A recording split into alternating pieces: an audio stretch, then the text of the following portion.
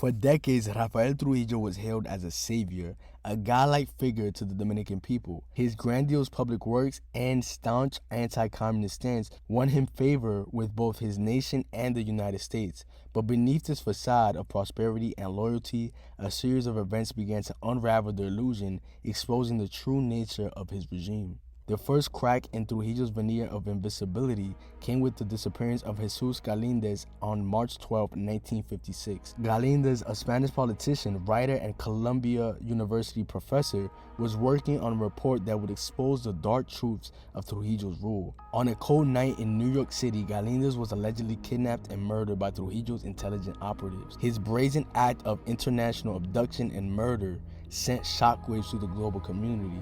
It marked the beginning of a shift in perception, as people started to see Trujillo not as a benevolent leader, but as a ruthless dictator willing to silence any opposition. Trujillo's obsession with maintaining control extended far beyond his borders. He expressed great contempt for Venezuelan president, a staunch opponent of his regime. On June 24, 1960, Trujillo agents planned a bomb in Betancourt's car, attempting to assassinate him. Though Betancourt survived, the attempt on his life ignited international outrage.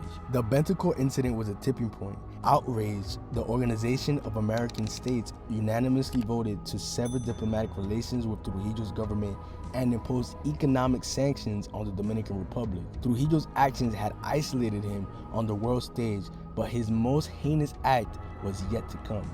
The final blow to Trujillo's crumbling image was the assassination of the Mirabal sisters on November 25, 1960. Patria, Minerva, and Maria Teresa Mirabal were vocal opponents of Trujillo, involved in clandestine activities against his regime. Their brutal murder sparked outrage and galvanized the Dominican people. The deaths of the Mirabal sisters became a rallying cry for resistance. The Dominican people, now fully aware of Trujillo's brutality, began to organize and plot against him. The global community, too, had had enough of his tyranny. With the world and his own people turning against him, Trujillo's days were numbered.